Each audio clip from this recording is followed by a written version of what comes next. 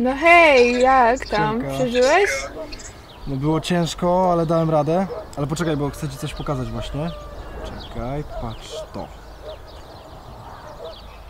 No, wiocha. I co? Ale nie taka pierwsza, lepsza wiocha. Znalazłem znowu dobrą historię. Wszystko ci opowiem, dobra?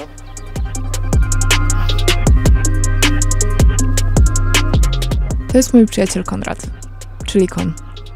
Wschodząca gwiazda rapu. Tak lubi o sobie myśleć, choć głośno tego nie powie. Ja robię mu klipy. Śpiewam też czasem trochę. Kilka miesięcy temu podczas remontu w kamienicy, w której mieszka Kon, znaleziono przedwojenne zdjęcie żydowskiej rodziny. Mega go to ruszyło. Koniecznie chciał się czegoś o tych ludziach dowiedzieć. Zaczął odkrywać żydowską historię końskich, no i w końcu rapować o zagładzie. Spotkała na swej drodze niechęć, wrogość i szczucie, ale także życzliwość, poświęcenie i współczucie. No i jeszcze obojętność, co to właściwie znaczy i czy strachem można wszystko tak łatwo wytłumaczyć. Dla mnie na początku był to dziwny pomysł i miałam do tego dystans. Postanowiłam wtedy, że zrobię dokument o Konia. Potem sama się wkręciłam w te tematy. No i projekt się nieźle rozhulał.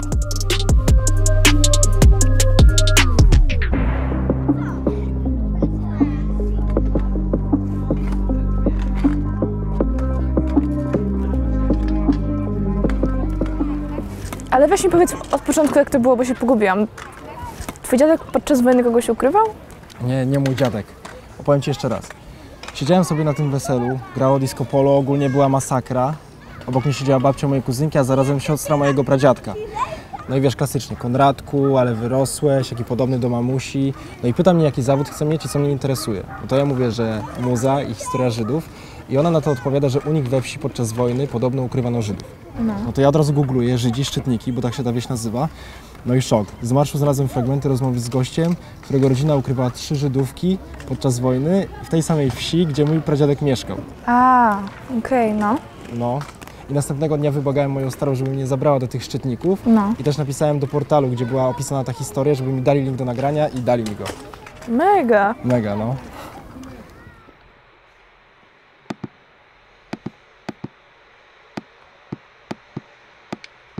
Poszedł do stodoły, a tu są 3 kobiety. 2 kobiety w średnim wieku i dziewczyna. I tata mówi, żeby poszły, nie? A one się rozpłakały, że jak pójdą, to jej Niemcy zaszczelą. I pozwolił im zostać. I u nas były chyba ze 2 albo 3 tygodnie. I to się uspokoiło wszystko i niektórzy Żydzi wracali do Proszowic z powrotem, którzy uciekli.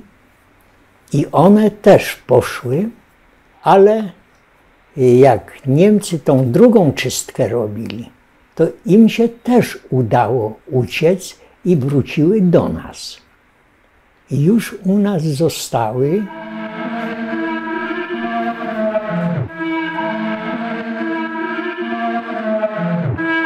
Miał 14 lat, do szkoły już od jakiegoś czasu nie chodził, była wojna, kopał rowy dla Niemców codziennie. Miał na imię Piotrek, budowy raczej drobnej.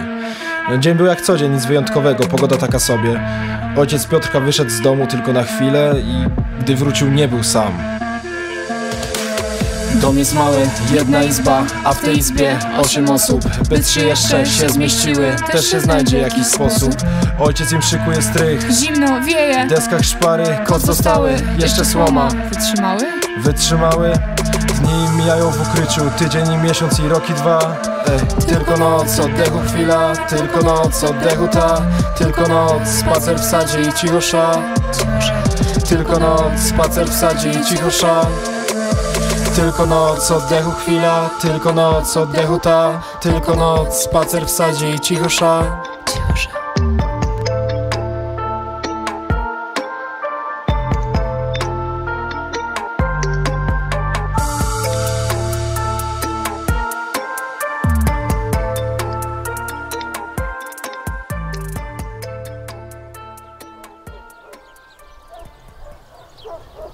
Kurde.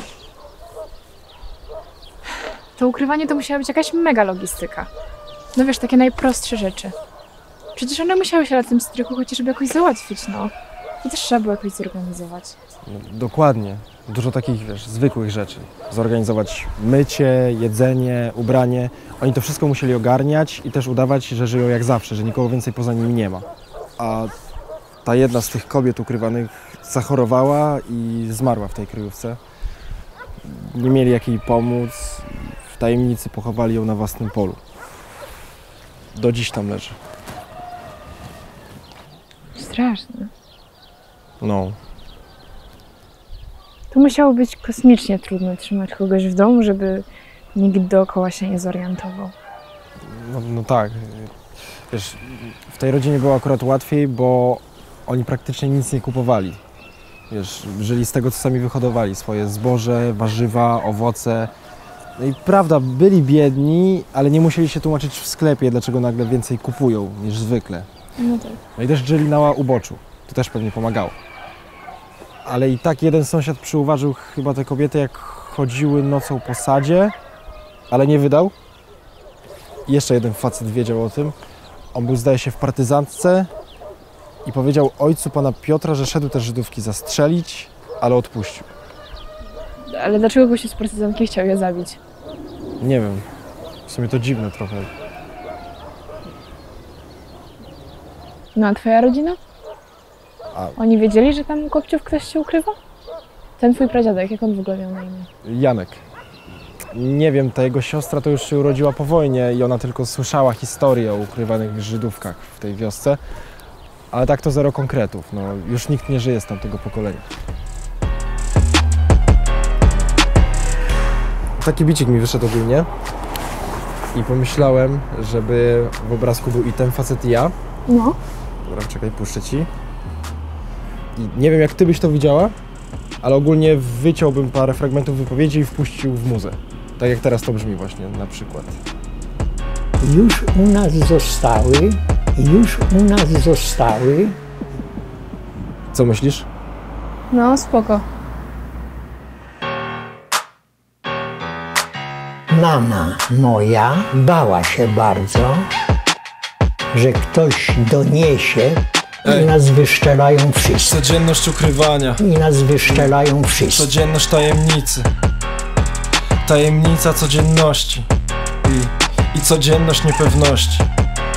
I mama powiedziała im, tym kobietom, żeby sobie poszukały innego miejsca. I jak wróciły do nas z powrotem, tata się pyta: no i co, znalazłyście jakieś drugie miejsce? Tak. Gdzie? A tata mówi: nie, tam nie chodźcie. Nie chodźcie tam, bo on by was zabił. Szczelnie zamknij przed lękiem drzwi do swojej świadomości, żeby jakoś wytrzymać realia codzienności. Przez okno stale wyglądaj, czy nikt nie nadchodzi. Szybko umyj te miski, w których kaszę się nosi. Szybko schowaj drabinę na strych prowadzącą. Szybko wynieś z izby to wiadro cuchnące, kiedy pies zaszczeka. Serce w tobie zamiera, ktoś nadchodzi, może odkryć nielegalne te istnienia. Rzadko rozmawiamy, rzadko. Też baliśmy się, żeby ktoś, koledzy, czy żeby się nie dowiedzieli.